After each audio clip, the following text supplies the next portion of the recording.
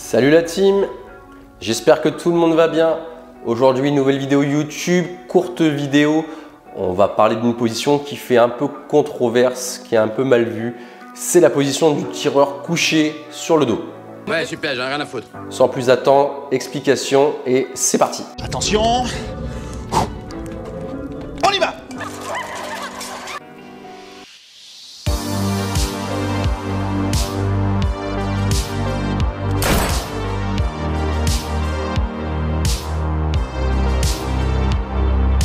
Maintenant, on va discuter un peu de pourquoi cette position est mal vue, pourquoi elle est dangereuse et pourquoi vous ne pourrez pas la pratiquer en stand de tir. Ah ça. Ah ouais. Quelle histoire ça aussi. En effet, le tireur va se retrouver sur le dos, les deux jambes à l'équerre, et c'est ça qui rend cette position dangereuse. Car lors d'une prise de visée, votre canon peut croiser votre jambe, et c'est ça qui la rend dangereuse. Je le sais ça, hein. C'est une position que vous ne pourrez pas pratiquer au stand de tir. C'est tactiquement très dangereux. À la limite, c'est une position qu'on pourra prendre lors de combats à l'airsoft ou en paintball. Mais qu'est-ce qu'il faut pour entendre comme connerie? Du coup, vous allez me dire pourquoi je fais une vidéo là-dessus, si personne ne peut la pratiquer. Général, nous avons actuellement 11 000 personnes à la NASA qui se penchent sur cette question. Et bah tout simplement parce que c'est une position que j'adore. C'est une position qui peut être mise en place sur certains types de tirs, notamment les tirs d'urgence. C'est une position aussi qu'on va pouvoir adopter quand on fait du pas du rat vers l'arrière, quand on est à reculons et qu'on vient trébucher sur un objet. Du coup, vous allez forcément vous retrouver sur le dos et vous allez peut-être avoir besoin de tirer quand même. Donc si vous maîtrisez cette position, vous serez en capacité de riposter même sur le dos. Et c'est pour ça qu'elle est intéressante à travailler. Au moins, vous connaîtrez les points de sécurité pour ne pas vous tirer dans la jambe. C'est trop risqué. Maintenant, on va voir dans quelles conditions je vais pouvoir mettre cette position en œuvre. Il y a plusieurs options. Soit un combattant adverse était très proche de vous, vous a poussé ou il y a eu combat au corps à corps. Dans ce cas, vous êtes tombé sur le dos, vous n'avez pas eu le temps de dégainer votre arme, on dégainera l'arme au sol pour pouvoir riposter. La deuxième option est que vous avez déjà dégainé votre arme et dans ce cas-là, en tombant sur le dos, vous pourrez riposter directement. On ira jusqu'au bout.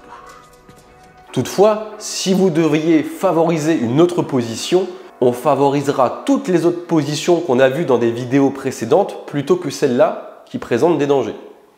Eh ben, dites donc. Allez, sans plus attendre, on va dérouler un peu cette position au sol dans l'option où je recule et je trébuche. C'est parti. Procédure d'urgence. Première option, j'avais déjà mon arme en main. Je me retrouve au sol, j'ai trébuché. Mes deux jambes sont au plus près talon-fesses, le plus écarté possible pour pouvoir permettre le tir.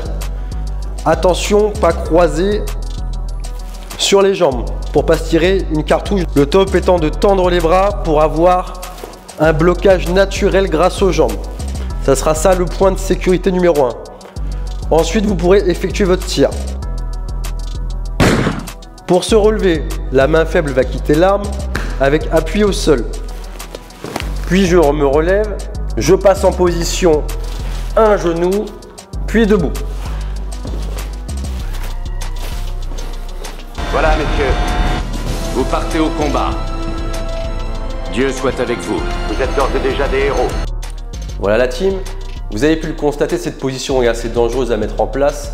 Je le dis et je le répète, c'est vraiment une position d'urgence que vous n'avez pas le choix de prendre parce que vous avez trébuché. C'est en aucun cas une position à mettre en œuvre pour n'importe quel type de tir. On privilégiera toujours les autres positions qu'on a déjà vues sur la chaîne. Ouais, j'avais jamais vu ça. Alors certes, cette position est beaucoup utilisée dans le cinéma pour certains tireurs, pour qu'ils aient la classe, mais ce n'est pas du tout efficace et ce n'est pas à reproduire. De par le danger, problème aussi, on ne peut pas prendre de visée correcte dans cette position. Là, on est en plus à l'arme de poing, donc ça reste confortable. Vous imaginez bien qu'à l'arme longue, c'est encore plus compliqué de prendre une visée. N'hésitez pas à me dire dans les commentaires ce que vous pensez de cette position. Je pense qu'il y a matière à débattre. Est-ce que vous l'avez déjà vous-même mis en pratique? Est-ce que vous avez une autre variante à cette position? Expliquez-moi tout ça, je serais curieux d'avoir votre retour d'expérience. Si cette vidéo vous a plu, n'hésitez pas à mettre un pouce, vous connaissez la musique, n'hésitez pas à vous abonner pour me suivre, ça aide énormément. Surtout, prenez soin de vous, à la prochaine en vidéo sur YouTube et entraînez-vous. Allez, salut!